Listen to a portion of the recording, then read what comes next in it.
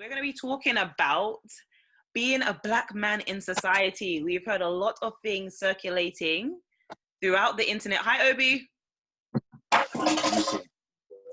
So we've heard a lot of things circulating on the internet about everyone's opinion of what's happening right now in society, and I felt like it's a really important time for black men specifically, because this directly impacts you, or seems as if it's directly impacting you way worse than it is anyone else.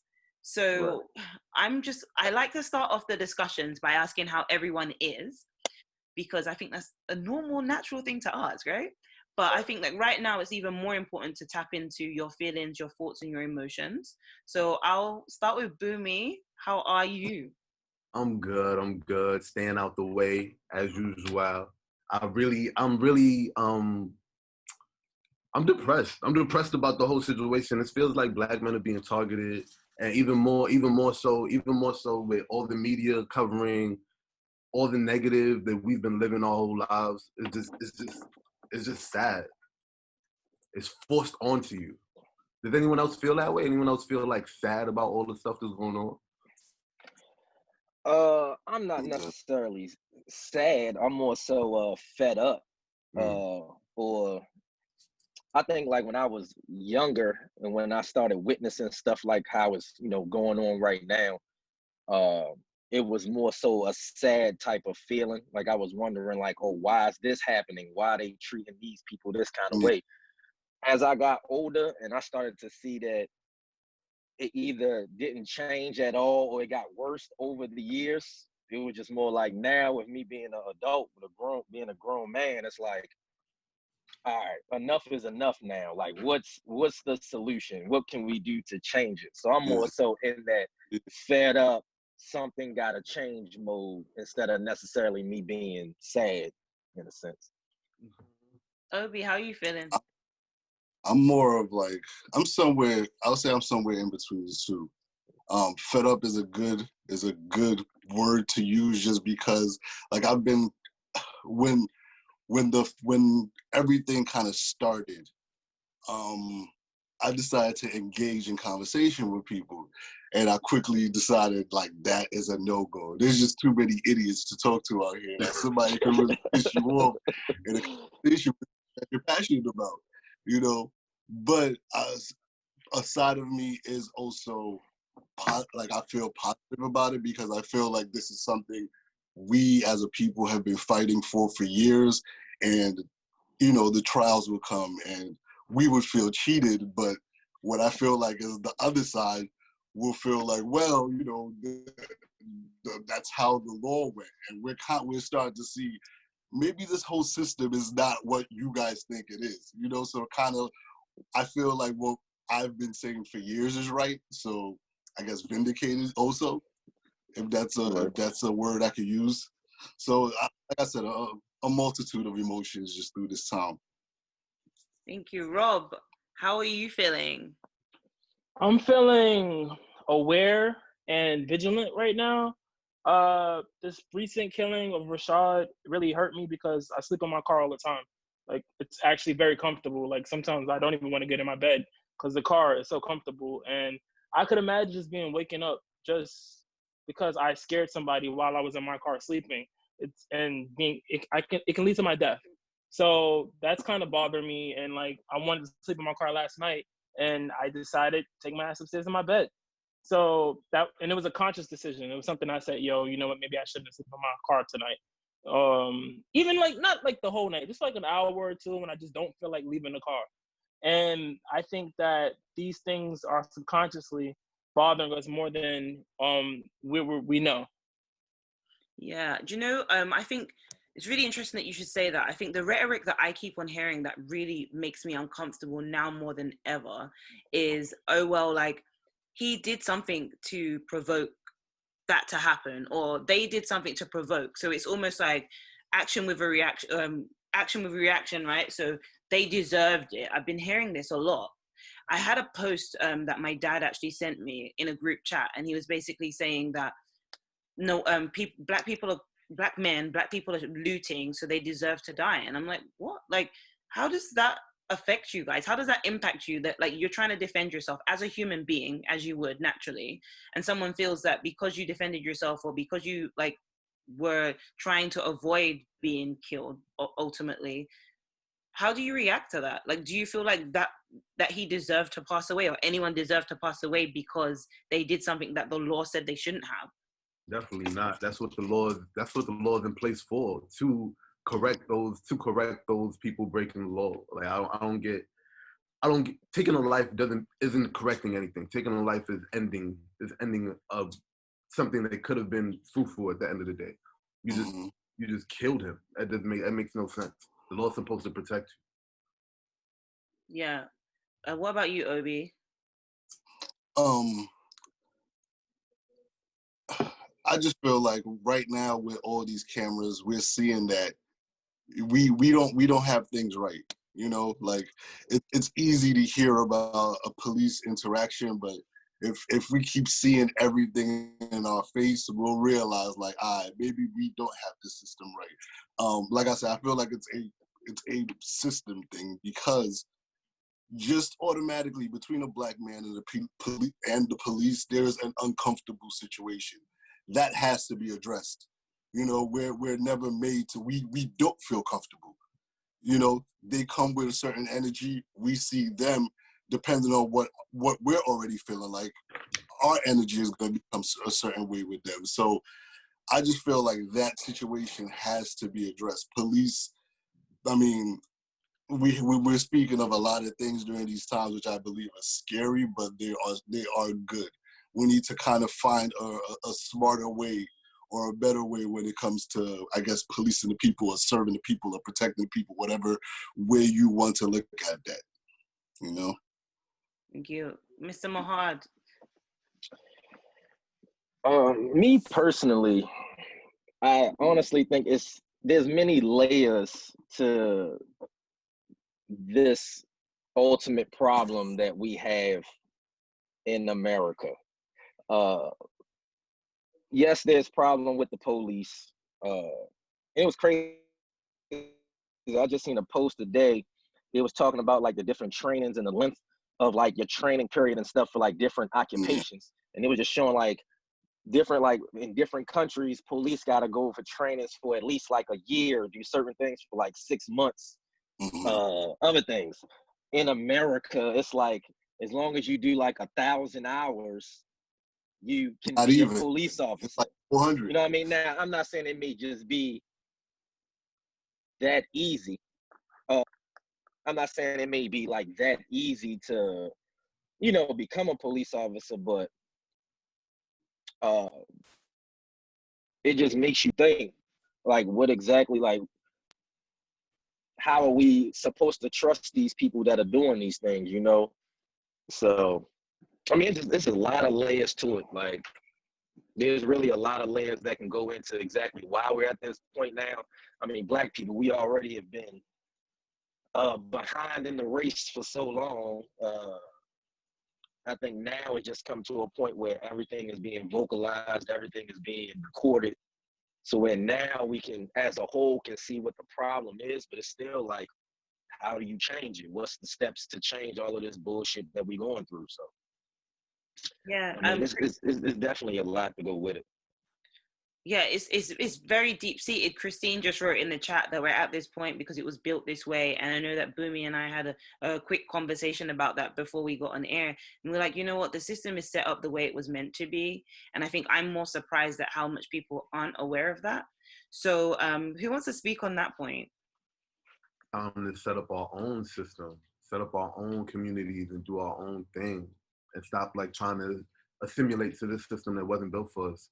And it's easier said than done, and we can't think that it's like, oh, like it's gonna happen in our lifetime, because more than likely it probably won't. And we have to take that out. We have to take that out of our mental of thinking that that's a failure. But setting our next generation up for to prosper and to live in this country is what should be the goal. Any thoughts on that? I think it's a lot easier, like, for us to do than we think. It's gonna take a lot of effort, but you know, like, you know how they have the I always see the post about the black community is worth has 1 point something billion dollars of buying power. I do feel like in the next 5 years, we could, if we stay in this, with the passion that we have today and the drive that we have today, I do feel like there's a place where we could get 350 million to $500 million of those dollars into our pockets, into black business. We don't got to take all those dollars out because we don't provide every service. But I do feel like we could start leaning, and I'm not gonna lie, I've decided to make a better effort in supporting black businesses. It's always something I've tried to do, but now I feel even more motivated to do something like that. I do feel like we could make those changes in regard to our own economy and just. I mean, if we're staying under America, we still gonna have to work under the capitalistic system, but we just got to be a little bit smarter and work for us, just like other communities kind of work for them, and kind of help their own people. Very true. It's really interesting that you should say that, because I've been pushing the allyship for a little while, way before this happened. And as you said, referencing other communities, I've been seeing a lot of posts online that basically have shared what other cultures have done, even in regards to the protesting, and how in Asia they protest really organized, and that they've okay, what is our thinking point when we get there, right? Because you've just mentioned other cultures. We don't have to necessarily support just our business, but we're going to, right? Because you realize that we don't have everything. And I was watching a documentary yesterday, Killer Mike, if everyone's familiar with him, on Netflix. He has a documentary, and he was basically showcasing him trying to support black-owned businesses for 3 days consecutively. So I won't spoil it for anyone. I'll let everyone watch it themselves, and have an open mind when you watch it. It is very MA, mature, but it was very good to see how he was able to showcase how hard it was actually supporting black businesses. So I say that to say this, allyship has to be important. And I don't necessarily think it means to link arms with someone from other races, but I do think it's very important to learn from other races as well, because every race has its strength. So I just want to touch on that and see what you all think about that. Before anybody start, can y'all see me? Because I can't see any of y'all. No, we can't see you. It's black on your screen. Well, okay. Should I leave the chat and then join back in? Yeah, feel free. I'll join you back in. Sharice, what's your question specifically? Are you talking about allyship? How do we feel about allyship? Yeah, how do you think about allyship? Because a lot of, in us trying to be black owned, right? A lot of people online, and I've heard the rhetoric of, if we're going to be black owned, we should just be sticking within our community. Does that mean that we don't have allies? Because if we're already struggling slightly to build within our community, wouldn't we need allies? I don't think that we could have made it to this point without allies. However, I don't trust them. I don't trust them at all, and I prefer to not work with them, and I would prefer to stick with my own community. However, I do see the point where they are needed, and we wouldn't have made it to where we are now. But how do you know if you can trust this person and if there's a true ally? I've had many allies, and after being with them for a while, they start to do semi-racist shit, and they don't even know what they're doing is racist, and I get tired of having to point shit out for them. So I don't believe in allies. I don't think they're true allies, and it takes a while for me to trust them. So what is it that you don't trust about them? The fact that you feel like they're racist on the low, or what is it? A lot of them don't even know that they're being racist sometimes. It could be the most basic stuff, or if they see a black person, they might think that he's aggressive, when I don't see this person as aggressive, but they do. Just like the whole Dylan Roof thing with the burger thing. They felt oh, this is a peaceful kid, he just did the wrong thing, and we can take him in without beating him up, but they see a black guy walking down the street and they feel threatened. I feel like when I see allies, they don't 100% perceive things the way that I perceive it, and there will always be a difference between us. So therefore, I separate myself, because I don't want to have that difference. I don't want to find out what that difference is. I don't even trust them enough to find out why I can't trust them. It's just, I'd rather not deal with them at all. Okay. Boomy. Yeah, because I feel like, because I was at that point too, Rob, where I was just like, yo, I can't trust anybody. We're so different. No one will ever understand. But that's things that we learned as children. We learned first our differences from everyone else, our differences from cultures. If we were raised to point out similarities, it would be so much easier to understand and communicate with our allies. You feel me? It's because we're focusing on the differences is what separates us all. Obi, what do you think? I mean, I'm I'm all for allies and everything, but at the end of the day, I got to know what I'm getting from you and what are you getting from me in the process. I like to know, okay, what is the purpose you're here, and why? What is the reason we're here, and what are we trying to accomplish? What is our common goal in that process? If we don't have a common goal and a common way to get about that goal, I really do not care to keep you close. Um, in a business aspect, I'm all for allies. I mean, I believe in us supporting us the most, but we could band with other people. I don't really mind about it. The Black culture is a beautiful thing that a lot of people want to be a part of, which I have no problem with it. The problem I have with it is when other people profit from it and we don't. Y'all can come enjoy it, but as long as we are the people also, it's very authentic and it's coming from us. How do you avoid people exploiting the culture, Mr. Mahad?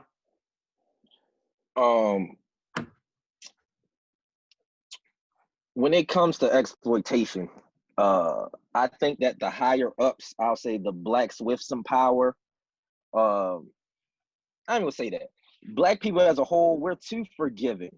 We're too lenient with a lot of shit. Look, can I curse like It's how fine. I want to? Feel free. Feel free. Okay, I'm sorry.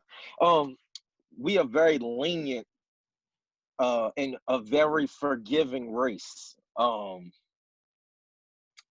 look at it as all these other races that's out there, they still have their own culture intact.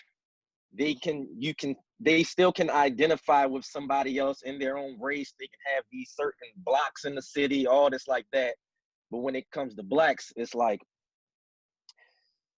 when we first came to this country, we was broken down so much to where even hundreds of years later, it's more difficult for us to monitor and try to control our own culture, as into who can use certain things of our culture and who can speak on certain things of our culture. And also over time, just how they have made us feel insecure with ourselves and made us not love uh our own brother, our fellow Black person, Black brother, Black sister. They have separated us so much to where even if it's like 100 of us come together, it's always that one Black person who's gonna be like, well, they said that they gonna give me this X amount of dollars. I'm gonna go with them and go against the grain and go against the culture.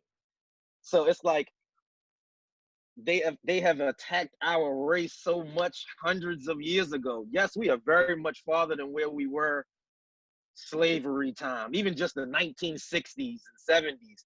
We're so much farther than what we were, but there's still a lot of work to be done to make us feel more secure with ourselves and make us want to control our culture.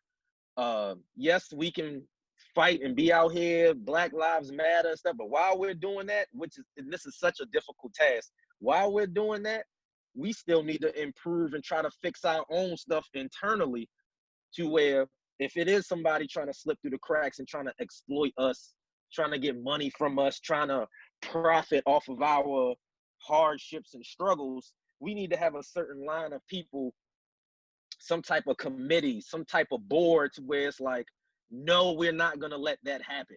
Mm-hmm. All the other races, regardless if you think they got more money than us, less money than us, they can have less money than us as a whole, but they stick together to where we know they can't exploit that Mexican, the heritage, the culture of that.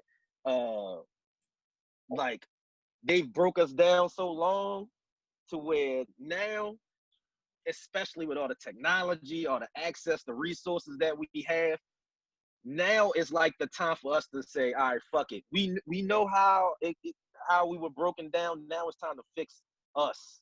Now it's time to come together and build on us. Yes, supporting more Black-owned businesses, not making your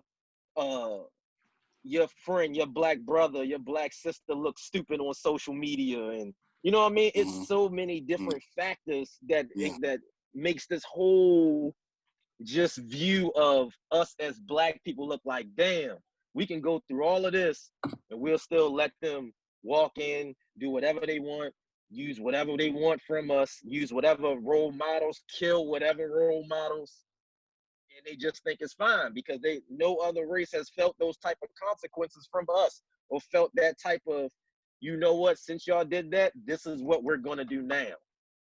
Yeah. We don't necessarily have a plan. We march, we riot. What's next now?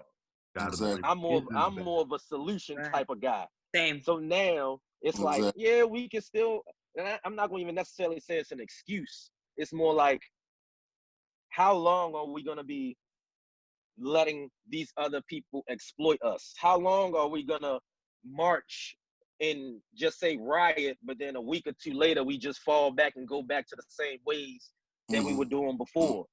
Right. So it's like they were marching and rioting in the 60s. They were marching and rioting in the 70s.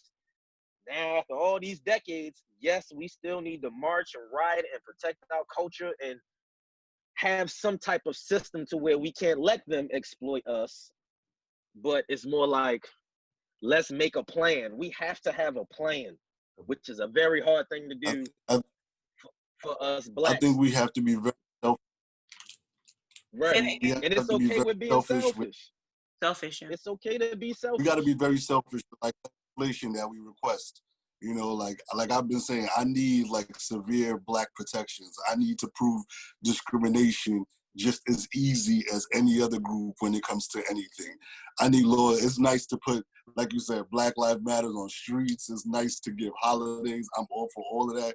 But I need actual laws that's going to protect me. I need our population to reflect that in corporate America as well, not just certain, you know, like I'm like, I know a lot of Black people that have intellect, have all the degrees, but yet I don't really see any people, any of us in these positions, you know.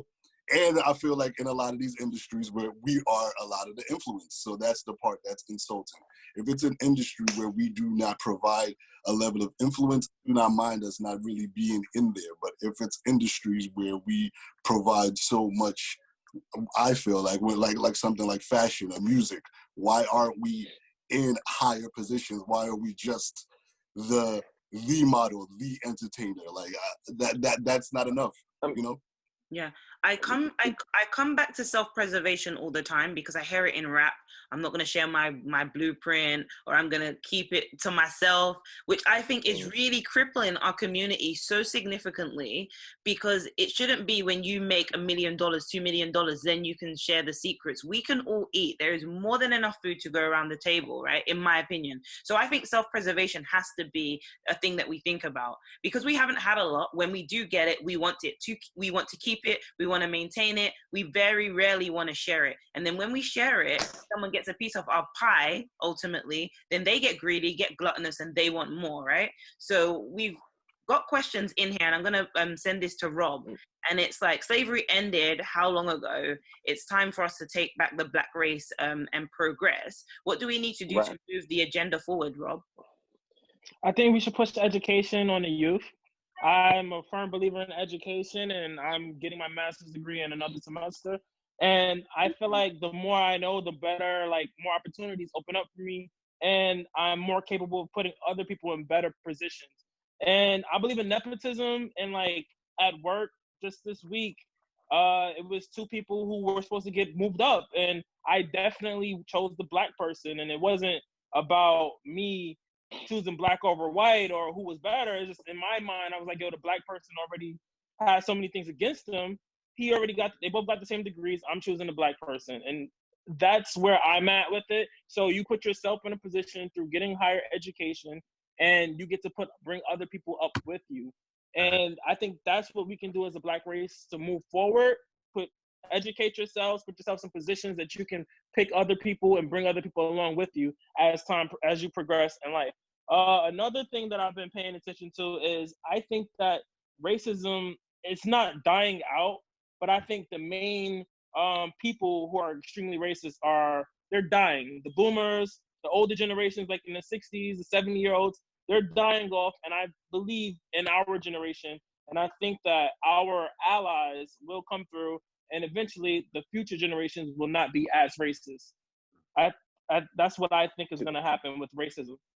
Shout out to you. Congratulations, by the way. Boomy, I'm definitely going to get to you because I know you want to jump on that. But congratulations, Rob, because that's amazing to get a master's degree. We speak all the time, so I know how steadfast you are on your education and education of other people too. So shout out to you because that's really noble, because a lot of people, like I said, they're about self-preservation. They only care about their pocket. They only care about themselves. But I love to see this engagement between us in as a culture and a community coming together. Boomy, of course I'm going to swing it to you, because when we first spoke about this panel, you said to me something very interesting, and you were like, we need to be mentoring the youth. The OGs need to be the OGs. So like, swing it on us. Let us know what's up.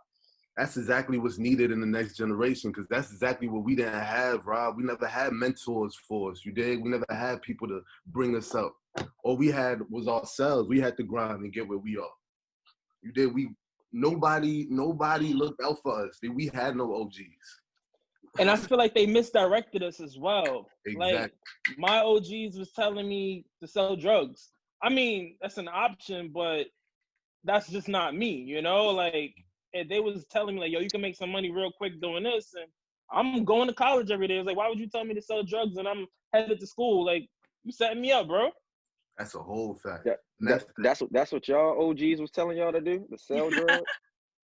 What was yours telling Pretty you? Much. We want to know, Mr. Mahad. What was yours telling you to do? Oh no! I was just asking. You know, because it's a different demographic. Like Baltimore, a little bit different than New York. You know what I mean? So I was just asking. Okay. So you can give us a little bit of insight. I'm intrigued. So New York, obviously, everyone on the panel is from New York. So what do you think the older people in your neighborhood were encouraging the youth to do? To be tough, sell drugs, get money. Exactly. And me and you, we from the same type of hood. Feel me, bro?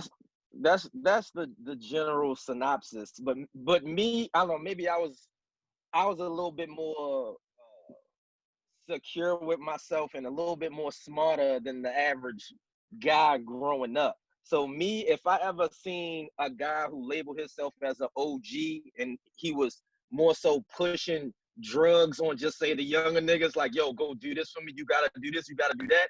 Me personally, I wasn't hanging around that OG. I didn't consider him my OG.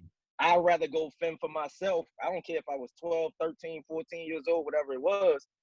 Man, look, I see they selling drugs. That may not be the answer. But I was always that more of a thinker, just because my mother pushed that kind of way of thinking on me elementary days. You know what I mean? So what y'all saying is right. I'm not saying what y'all saying is wrong, because yes, I have seen that with my own eyes before. But I wanted to touch on something too. When he was talking about education, and bringing the next man up. I completely agree with that. Education is a very important thing. But alongside of that education, I wish somebody would have taught me about ownership. Because me personally, I have my bachelor's degree. I done went to 2-3 different colleges, all of that stuff. So I'm not saying it like education is worthless. Yes, I think education is a very big thing. But also when you get that big paycheck, that big job, or you start your own business alongside of pulling up people with you, I also would like to see us as Black folks preach and teach about ownership. And just because somebody else throw a big dollar at you to try to buy your company, don't mean you need to sell your company. There's a lot of Black people who have businesses and did all these great things to get to the point of owning something, and then was like, yo, no, I'm gonna just sell this off now. To where now it's not even your product anymore. It's not even your business. But you as a man, you gotta come up. You came up because you sold that business. You know what I mean? So it's more like, if we look back in time, a lot of these other races, shit, that ownership, they passing down that business down to their child, setting it up for their children's children, to where that business is just flowing. That ownership is being taught at a very young age. With us as Black folks, that wasn't being taught to us. Well, I'm gonna jump in there because I think that is poignant what you're saying, and I've got a few things I want to add to that because I see where you're going with that. So in our community, do you think that we've got too much freedom then? Because I've seen people that have restaurants in other cultures and they hand it down to their children, but their children look supremely miserable. Do you think because we've been oppressed for so long, our parents and our elders would like us to have a freer life than maybe they had, why they give us the option? I don't think necessarily we want to be more free. I think that us as Black people just lack the knowledge, not education, just lack the knowledge of what to do next, or how do I go about owning this? Or even if I don't want to get into, just say if you got a chain of whatever type of a plumbing business, even if I don't want to be a plumber, at least still educate me to where, all right, whatever field you want to go in, make sure you own your shit. Make sure you read your contracts. Make sure you do all of this to preserve your business to where your business won't be compromised, or you later on down the line, you just sell your business and now it's like, what's next? So yes, we have many more resources than before or back in the day. And I'm not saying I have to work in this plumbing business if my parents did, but at least teach me the ways of the business, or the ways of owning my own business or owning something. Yeah. That wasn't taught. I see that. I see that for sure. There's definitely a lack of education. And when we talk about education, that's another thing I wanted to touch upon. So thank you for elaborating, Mr. Mahad. Education, to me, does not have to be institutional education. We can learn every single day. And I feel like I have to stress this point because books are available. And there was a quote that I've read many years ago that literally said, if you want to hide something from a Black man, hide it in a book. That ripped me because I'm like, wow, like books are so easily available. We all know how to read and write. And I think it affects me personally too, because there are still people in the world that can't read or write, as much as that sounds absurd to us because we have the luxury of being able to do both.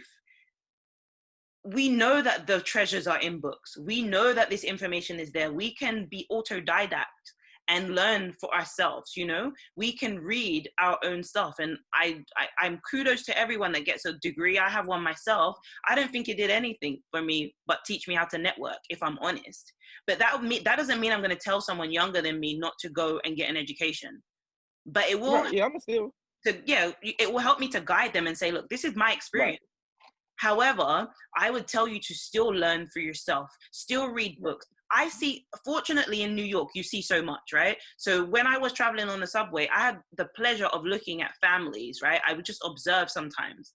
And you can see that certain family members let their children read from early. And the books that they're reading are things that in our culture, we're reading at teenage years. And these children are under 13. So I do believe that education is very important, 100%, but I think that we have to kind of look at where we're getting our information from.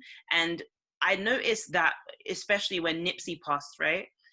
People were downing him, but he was full of education, you know, and they couldn't see past his gang affiliations and him and his history. But he had so much to teach people through his music. And I gained so much respect for him throughout that time when we were learning about him. You know, I went back and listened to some of his projects. So someone did ask earlier, who are your role models? To all panelists, including myself, I'm going to answer last. But we'll start with Obi. Who is your role model in life, I guess? I can't say I have any like role models, like for sure. But, you know, I have my parents in my life who I mean, I use them for guidance. There's a lot of things we don't see eye to eye, but I respect their opinions and their wisdom. So I'm always like picking their brain. I know I'm different, and you know, I see things differently. So, like I'll say them. You want like people that's like famous? No. You don't Uh, have to go famous with it. I think parents are so good. I would probably say them, but outside of that, I don't really have too many role models. I look up to myself. I think. You. I We think know you're things do narcissistic pretty from well. day one. Okay. I like that. I look up to myself. Myself. I like that. When I look in the mirror, I see me. That's all I like need to that. see. Shout out to you, I Obi. like that. You gotta look at yourself in a high regard. 100%. Because if It you don't wasn't always appreciate that it, way. don't you? No, good for you. The fact that you said that it wasn't always that way is very poignant too. When did you get to that stage? And I'll obviously answer. I have everyone else answer in a minute. But when did you get to that stage where you just thought, do you know what? It's me. Honestly, maybe my late 20s. I'm gonna be 32 on Monday, but probably like my late 20s when you know you kind of go through. You see yourself with the patterns you have through your whole life, your mentality and how you handle things. You kind of have to have real conversations with yourself and really see how can I wake up every day and be the best person I could be. You know, I'm always kind of trying to coach myself and see, okay, where did I make a mistake in the past and where can I correct myself? I don't really, people like the idea of like perfection. I've never been a person that even like held anybody to any standard of perfection like that. I know people gonna make mistakes and I allow people to make mistakes. So that's kind of the leeway I had to provide myself to get there. Obi, can I ask you a question? What's up? Do you go to therapy? Nah, but I'm like everybody's fake therapist around me, but I'll go there. I went to Tap into him, Boomy. Obi is very introspective and he's a Mr. Debater. So if he doesn't go to therapy, he's worked some stress out when he debates with people. Get on one call with Obi and you'll both be good. Mr. Mahad, who would you say is your role model? Let me say first, I always wanted a therapist. I'm not gonna lie. Like people used to always tell that to me. They used to tell me that, oh, I've had an interest in life, but people used to always say that, but I never took that step. Like y'all, whoever y'all have therapists Not that y'all yet. see like on a weekly. Yeah, because people been telling me that for years. Like, yeah, what's this stigma attached to therapy? Because I think it is amazing that people could speak to someone that's not in their life, that's unbiased. What's the stigma? Because all of you said that's the best. Sometimes people in your life might use what you say against you. Thank you. So, yeah, like me personally, I can't see me talking to somebody who I probably have a good idea that they didn't come from the background that I come from. So me personally, it's more like, you want me to spill all of my inner thoughts and secrets and feelings, you know, to get it out. But it's like, me personally, your response, I don't want a textbook response. Like, I want somebody to like keep it real with me and let me know, like, all right, Mahad, you fucked up. You know, you could have did it. You know, I need somebody to be a little bit more blunt, not your traditional regular therapist who sit there with their legs crossed and, oh, let me write all of this down and, oh, well, you know, if you do this and like me, I'm not going to take that information in too well. Okay, I understand that point of view. I understand that point of view. But if neither of you have gone to a therapist, right? So you don't actually know what that looks like. So that perception is probably what you're seeing from media, right? And we already know that media is fully skewed because how they pitch us is different.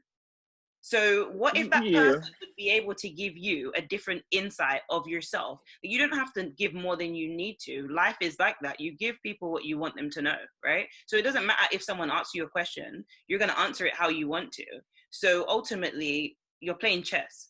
But if you really want to open your mind and heart to a new experience, what if that person, although they might not know where you come from and they might not be able to relate, what if they've got a scenario that could work for you? Or what if they've interacted with enough people like you to be able to give you advice? Me personally, I'm up for it. I'm not saying that I'm opposed to therapy. Like, I'm not saying that at all. But like, yeah, I think I would have. I mean, I know a couple people personally who have had, went to therapy, had a therapist. But I think, yeah, it's gonna have to take for me to experience that on my own. Like, me personally, I need to go to, like, I'm gonna have to make that decision just because from what even just close people that that I know, it's like it worked for some people and it don't work for some others. You know what I mean? So I'm not gonna say that I'm totally against it, but yeah. Let me go back to the original question. I'm sorry. You asked who my role model was. I just had to ask about the therapy. No, it's okay. You know what I mean? Growing up, the only role models that I per se had was my mother and my brother. Just because, yes, I grew up in Baltimore. I was born in New Jersey. I was born in East Orange, New Jersey, but I moved to Baltimore when I was like 2 months old. So pretty much, my whole life has been here. But I have no blood relative. I don't have not one blood relative in Baltimore. So a lot of things that my mother and my older brother were teaching me as I was growing up, I took more heed to their lessons and their advice than just a teacher, a counselor, somebody I knew out on the street. I didn't necessarily, like, I always took their information, you know what I mean? Just like, oh, all right, let me see, whatever. Dude. I didn't really take it too seriously. But when my mother or my brother said something, it was like, all right, I know that these two people have my best interest in heart. So let me see what exactly they're talking about. So growing up, it definitely was like my mother and my brother. They were the top two, if not the only two role models that I had growing up.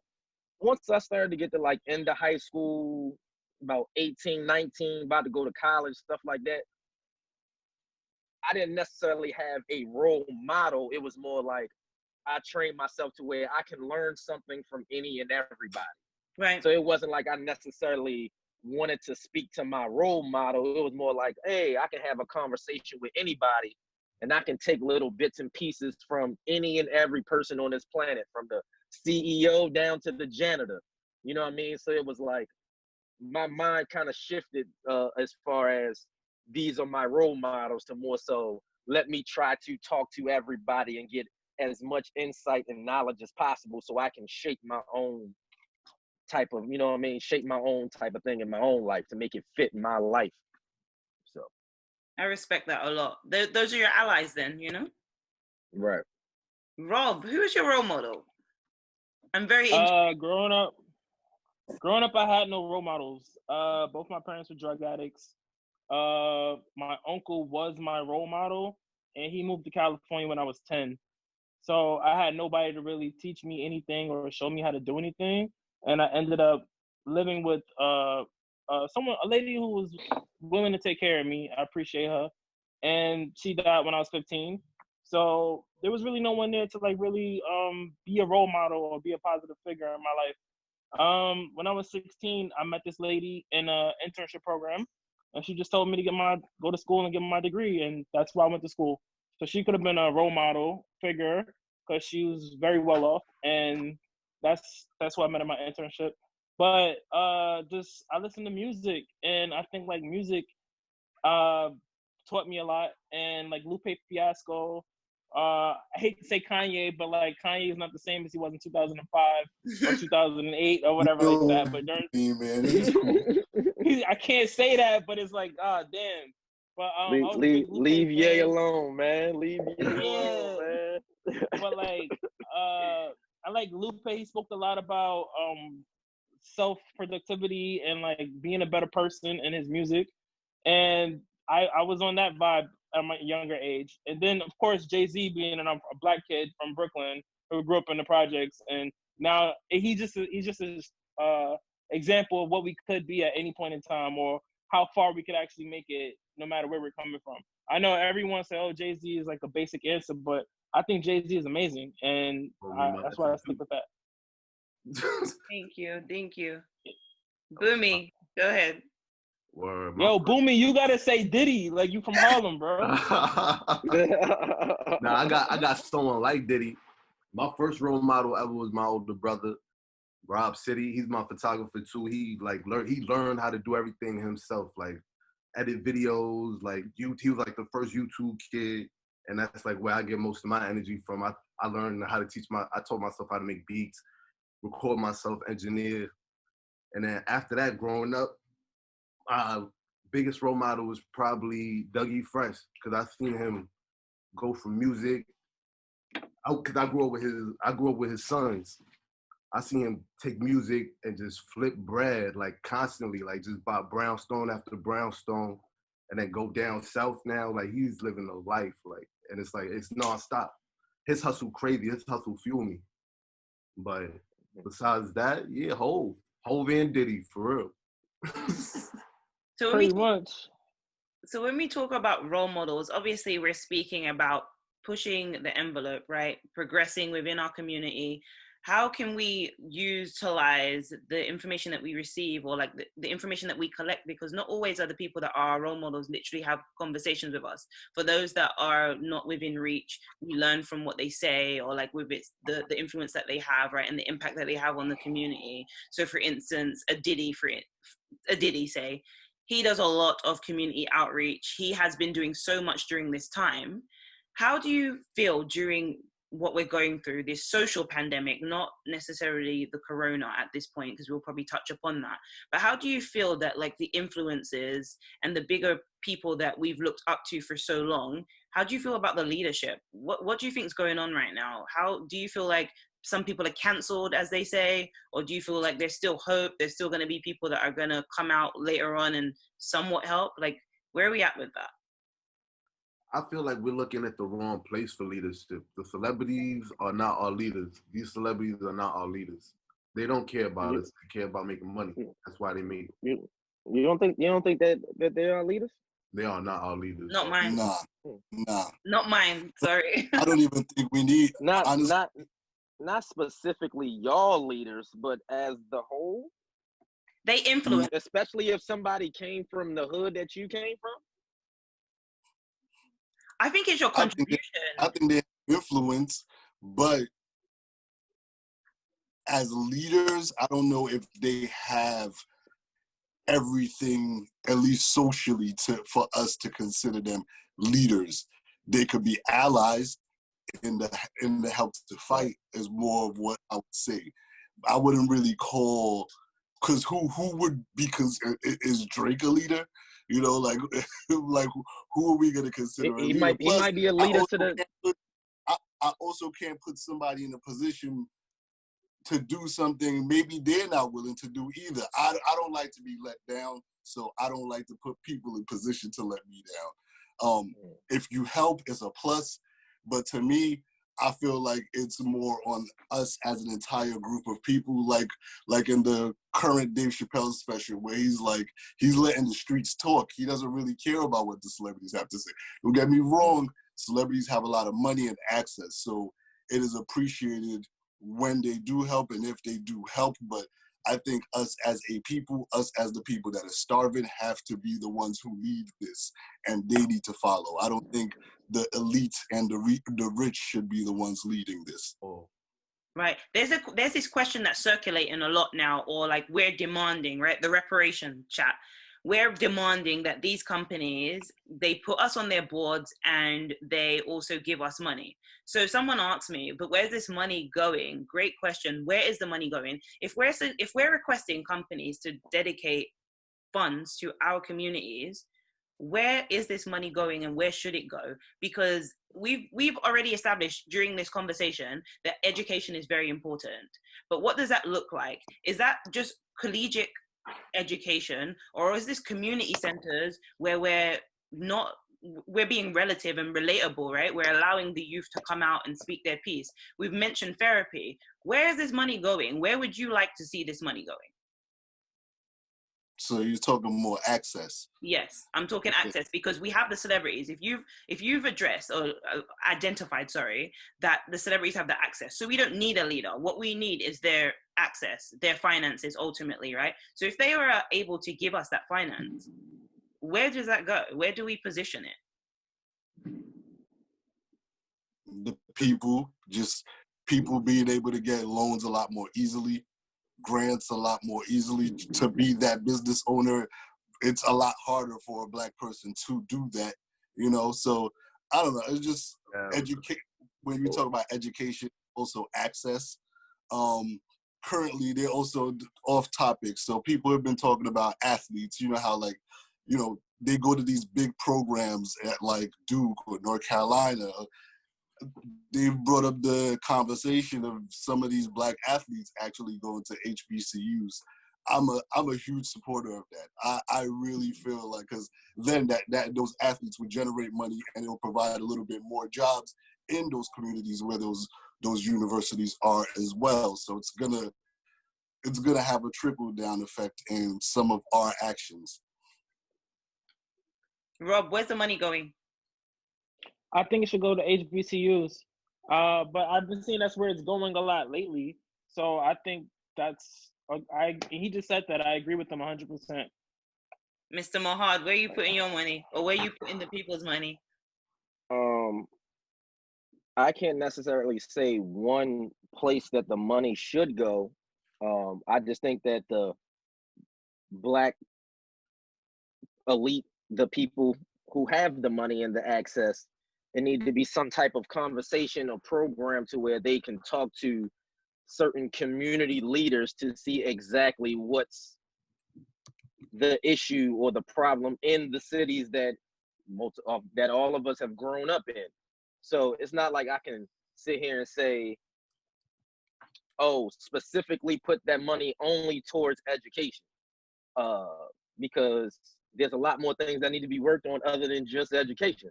But I just think that a conversation needs to be had between those with the money and the access and kind of those community leaders, just to be like, you know, to see exactly what's going on in the cities, what needs to be fixed up. You know, it's a lot of things that could, you know, that money can be used for. But definitely I would love to be, you know, see that money going towards education, HBCUs. I went to a HBCU, so you know, it's a lot of things.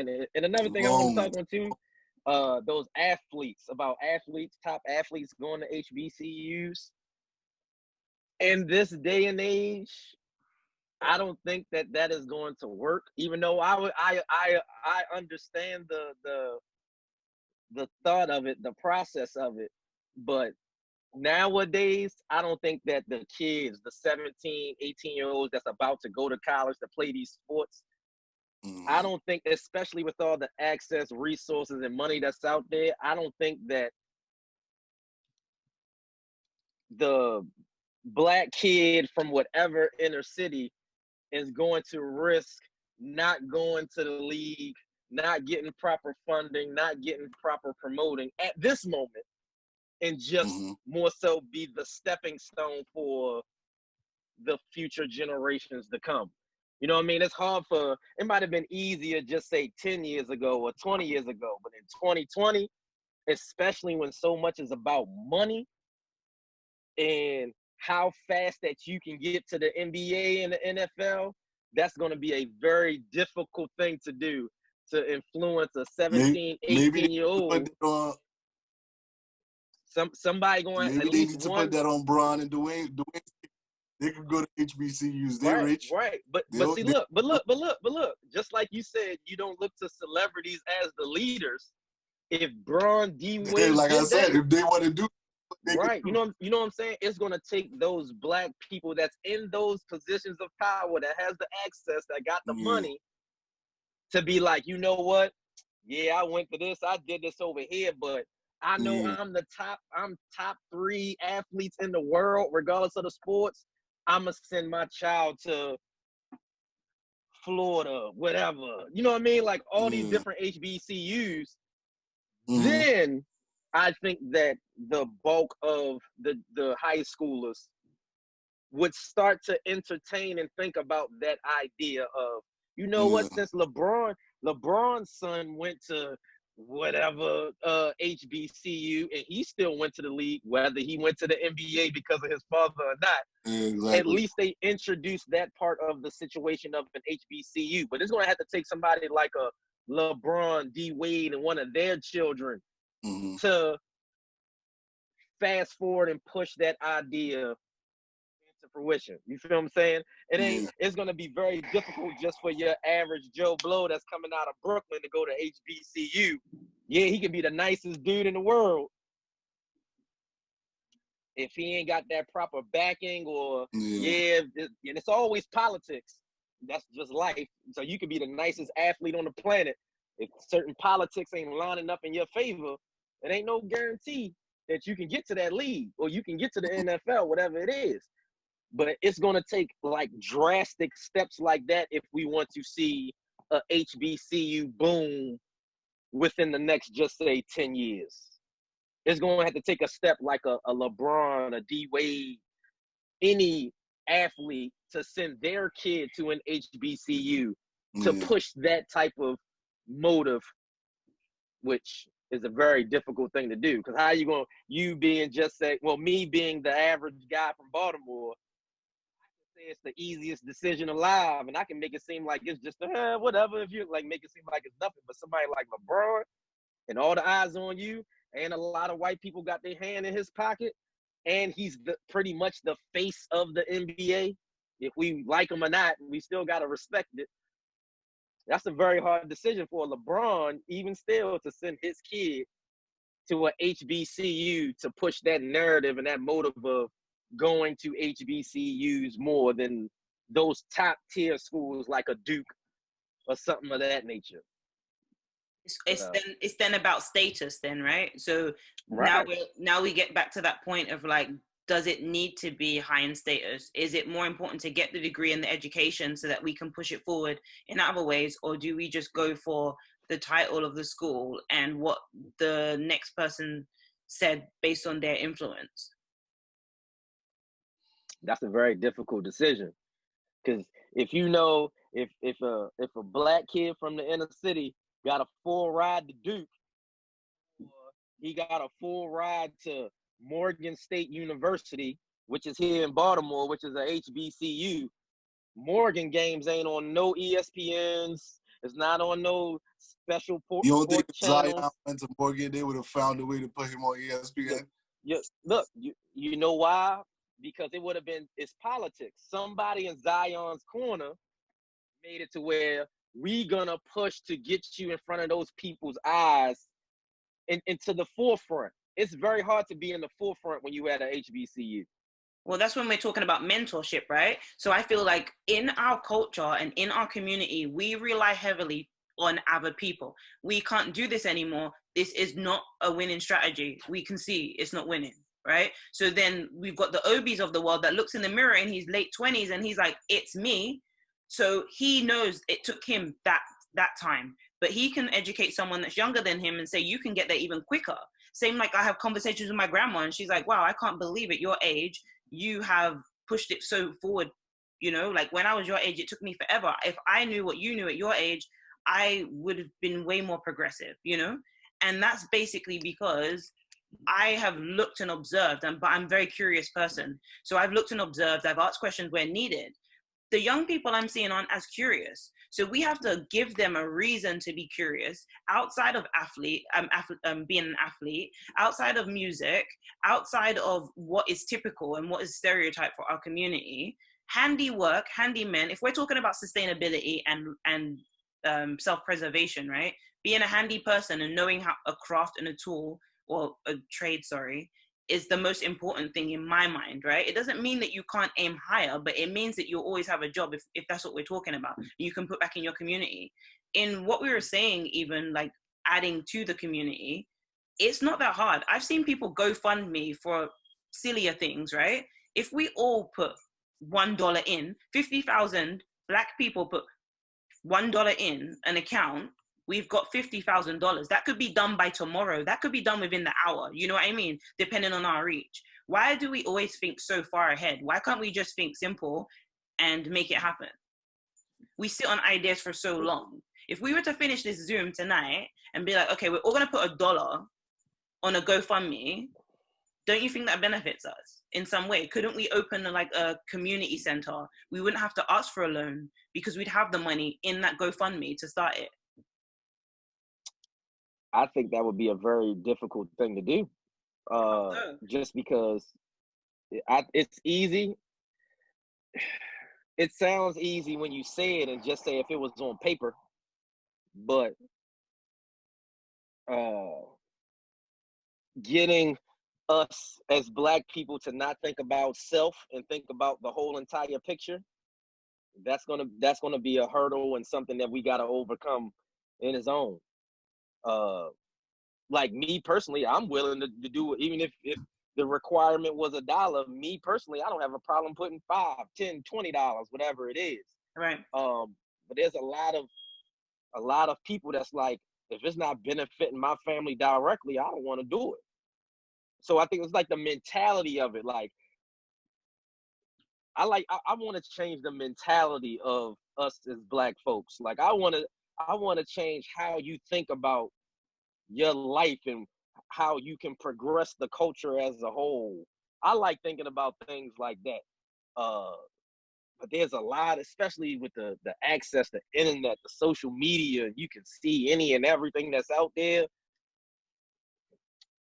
It's not impossible. I would love to see that. Like, I would love to see that in every city in America. But you know, the blueprint, just like they just said, the blueprint is there. We just need to, we just need to. It's just the fact that all of us getting on board and following that blueprint. Someone has to think outside of the box as we do, but someone has to be the Pied Piper in it. You know what I mean? I have no problem being the Pied Piper. You know, I don't have a problem saying, you know, this makes sense and pushing it forward. And we have to have more people like that in the world that will say, you know what, it's not trending right now, but we're going to be consistent. I'm sure when they started Black Lives Matter, they didn't think that it would have such an impact today, 7 years in, you know, like, right. And look where they are. We can't expect to see immediate results.